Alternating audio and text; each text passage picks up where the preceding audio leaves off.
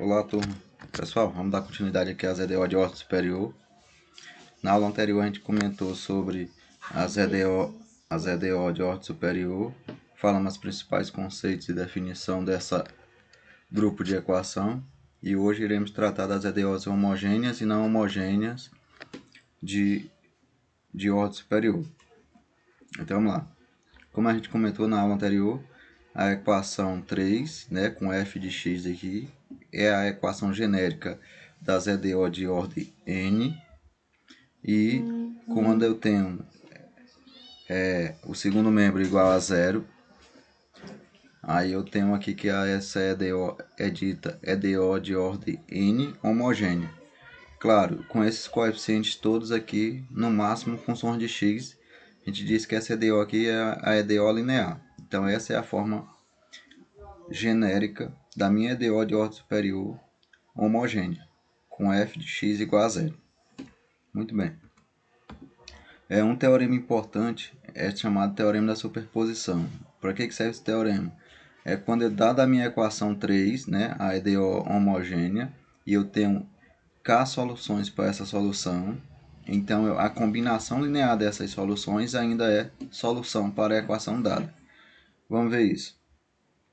Vejamos o caso n igual a 2, ou seja, quando a minha equação é de ordem 2 e eu tenho duas soluções para ela, o y1 e y2. Então a minha equação para k igual a 2 vai ficar a2 de x, y', ou seja, é de segunda ordem, mais a1, y' mais a0, y igual a zero, porque eu estou tratando das homogêneas, certo? Então, sendo y1 e y2 soluções, vamos pegar uma combinação linear delas, vamos derivar uma vez, deriva a segunda vez e substituir aqui na equação. E veja que vai dar identidade, ó. Então, derivando essa combinação aqui, ó, usando a regra da soma, né? Deriva a primeira mais a derivada da segunda, está aqui. Derivando novamente, eu tenho aqui, né, as constantes acompanham. E eu vou ter justamente que isso aqui vai anular, né? Por que que vai anular? Porque esse formato aqui é igual a zero. Tem que lembrar, pessoal, que como a y1 e y2 é solução, então se eu substituir a y1 aqui, ó, ela vai ser solução. Então esse conjunto aqui é zero. Se eu substituir a y2 aqui também sozinha, ó, na equação, ela também vai zerar. Então esse conjunto aqui com a y2 também é solução. Então também é zero. Então esse pedaço aqui sendo zero e esse outro pedaço aqui entre colchetes sendo zero, devido y1 e y2 ser solução, ambas serem soluções, eu tenho que essa parte aqui zero e essa parte aqui zero. Então vai ficar C1 vezes zero mais C2 vezes zero, o que dá a identidade. Então a combinação linear delas também é solução. Então reforçando, se eu tenho, o que diz o princípio da superposição? Se eu tenho k soluções para a minha equação homogênea, qualquer combinação linear dessas soluções também é solução. Certo, pessoal? O que a gente pode extrair daqui? Ó? Podemos extrair que se y é solução, qualquer múltiplo da solução ainda é uma solução, né? Porque é uma combinação linear de uma única solução. E um outro resultado que a gente pode extrair é que a equação diferencial linear homogênea sempre possui a solução trivial zero, né? Porque sempre eu posso pegar a combinação linear de zero com as suas constantes e substituir ainda é a solução. Então eu tenho aqui que a y igual a zero, ou seja, quando y for igual a zero, é uma solução trivial para a minha equação linear homogênea.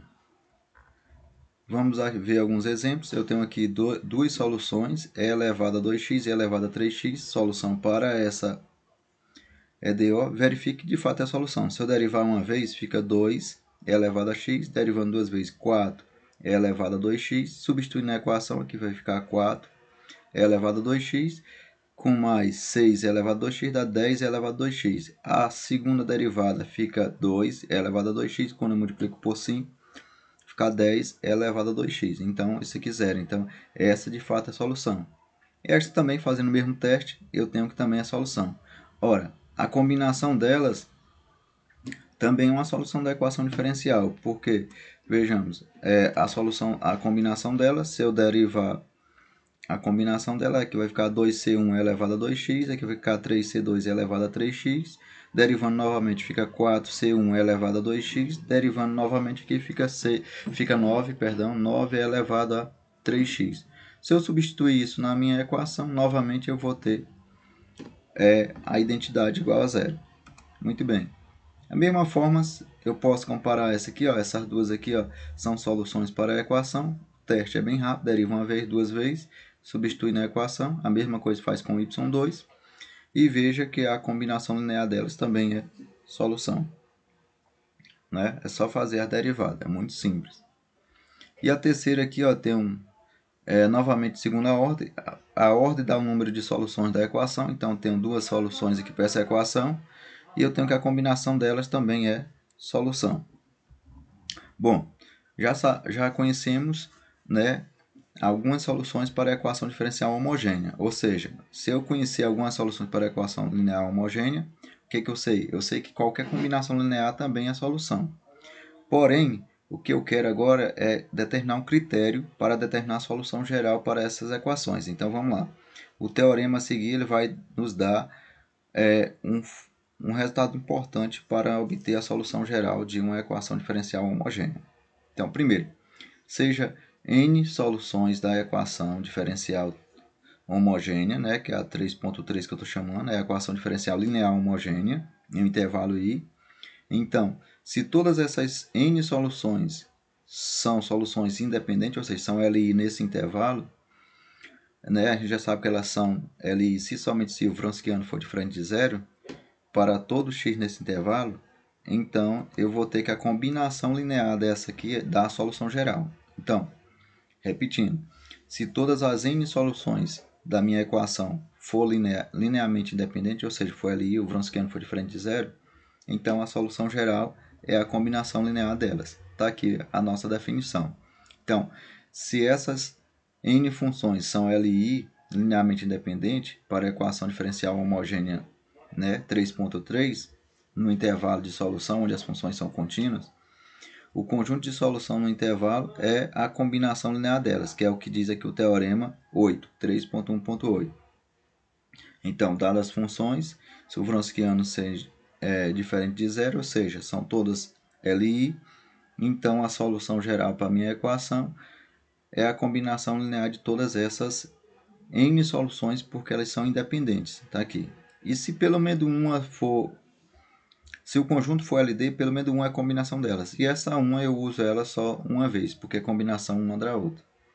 Ok, pessoal? E aí eu vou ter alguns critérios importantes para tirar essa dependência quando for dependente uma da outra. Quando for independente é só fazer a combinação e eu tenho uma solução geral. Muito bem. A prova que eu vou deixar aqui exposto para vocês é bem rápido, é porque eu tenho que todas são soluções e eu vou querer agora provar que essa aqui é a solução, né? Então, a prova eu vou fazer para o caso 2, mas vale para o caso n. Para o caso 2 eu teria duas soluções linearmente independentes, então já sei que o Wronskiano entre elas é diferente de zero, tá aqui o Wronskiano é diferente de zero. Então, tomando aqui, eu teria que justamente, eu vou chamar essa aqui de g de x, né? A solução seria a combinação entre elas. E aí eu mostro que essa solução aqui, de fato, é a solução da minha equação, né? Satisfaz a equação diferencial, né? Pelo teorema da superposição com as duas, e também satisfaz a condição, né, de inicial aqui do Wronskiano. Então, eu teria que essa g que eu construí aqui seria a minha solução, né, que é a combinação das duas soluções independentes.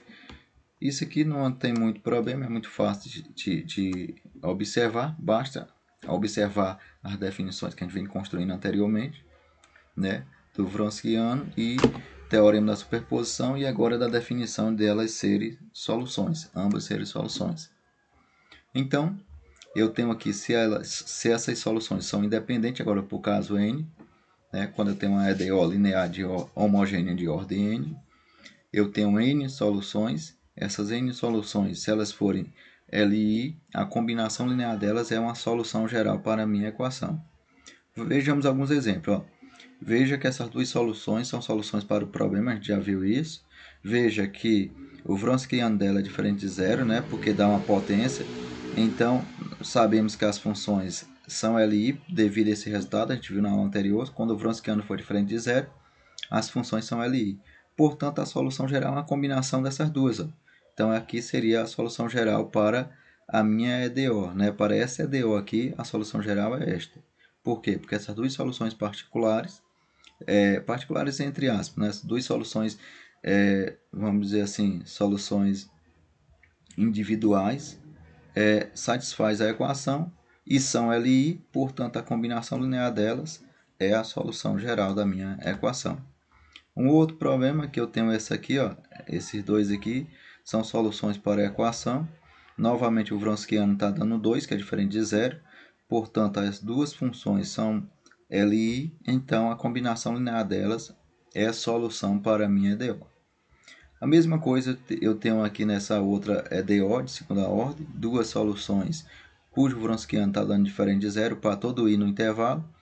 Então, eu vou ter que a combinação linear delas também é a solução geral. Então, repetindo, resumindo, se eu tenho uma função, uma EDO homogênea, viu, pessoal, homogêneas, então, dadas as soluções individuais, vou chamar assim, individuais dessa equação, né, a ordem dá o número de soluções que ela vai ter, então, a ordem 2, duas soluções. Se essas soluções, essas funções soluções são LI, então, a combinação linear delas é a solução geral.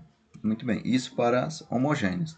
E as não homogêneas, a única coisa que eu vou acrescentar é porque eu vou ter uma solução particular, porque agora nas não homogêneas eu vou ter que esse segundo membro não é igual a zero, é diferente de zero. Então eu vou chamar essa equação aqui de 3.5. Lembrando, 3.3 aqui era zero, a 3.5 só vai mudar porque aqui vai ficar uma função. Então veja que a g de x agora é diferente de zeros.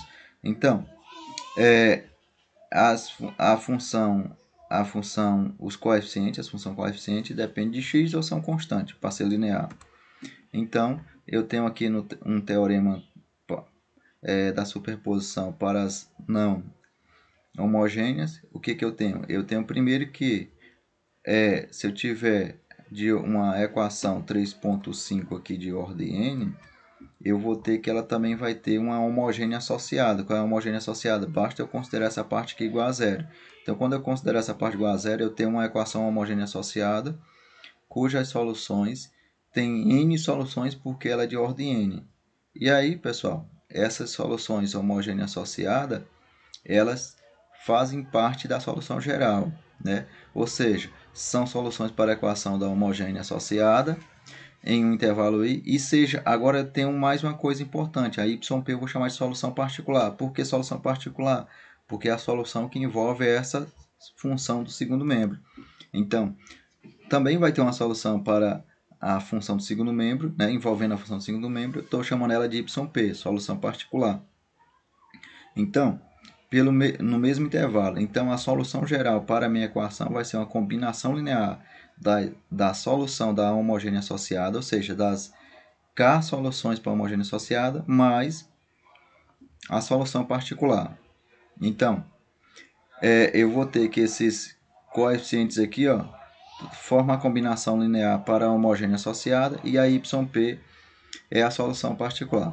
Com isso, obtemos, para a equação diferencial linear não homogênea, de ordem n, um resultado análogo ao teorema 8, né, que é para as soluções homogêneas. Que resultado é esse? O resultado diz o seguinte, ó, se eu tenho n soluções para um conjunto de soluções para a homogênea associada, e eu tenho o yp, que é a solução particular, então eu pego a combinação linear das soluções da homogênea associada, somada com o yp, e eu tenho uma solução geral para a minha equação não homogênea.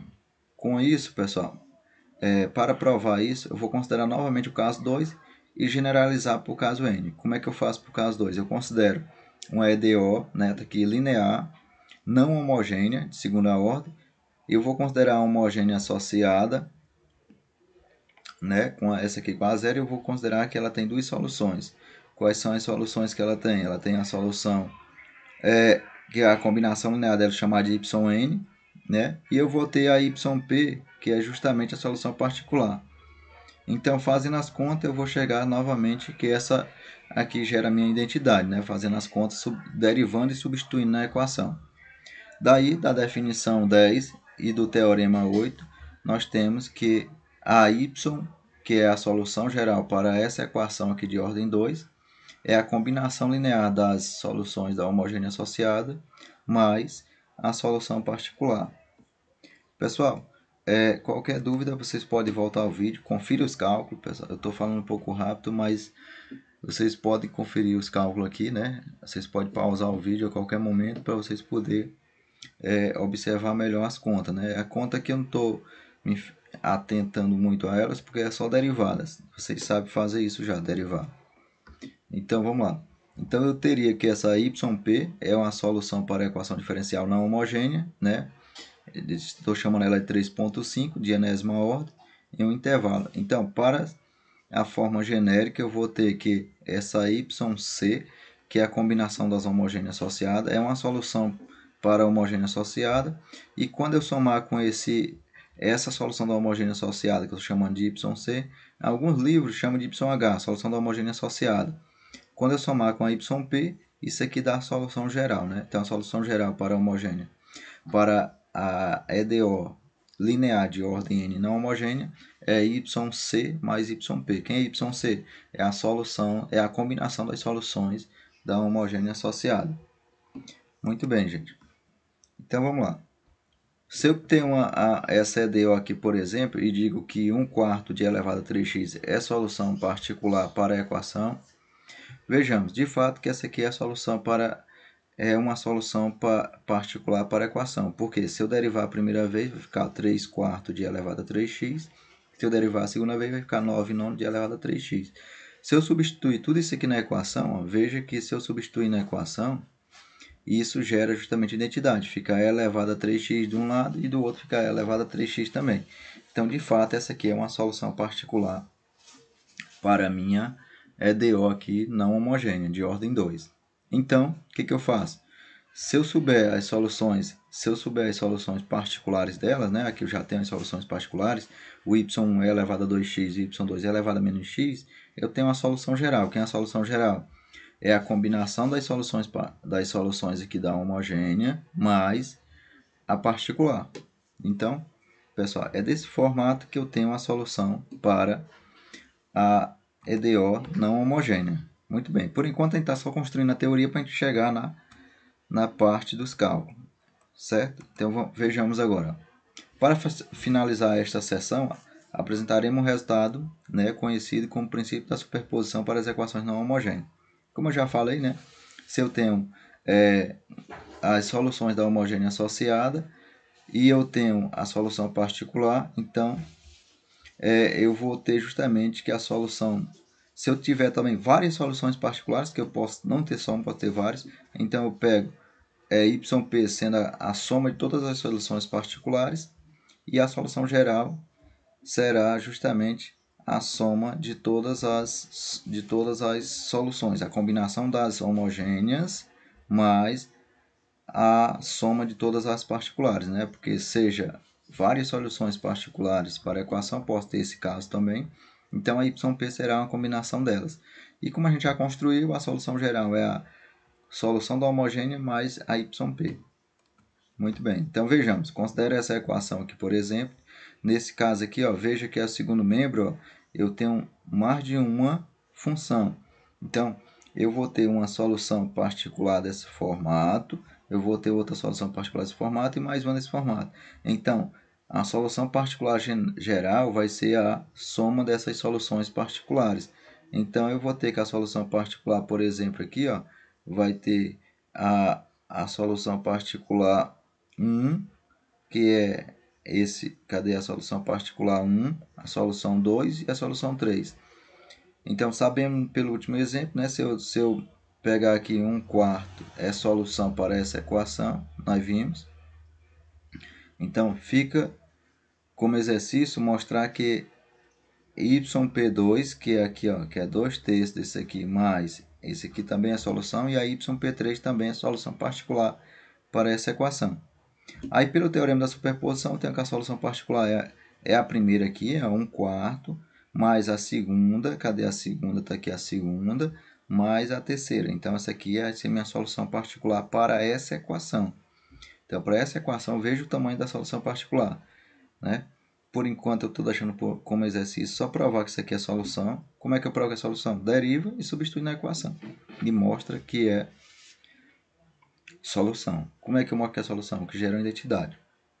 Então, eu tenho que uma solução particular para essa equação é dada por essa expressão, simplificando aqui, né?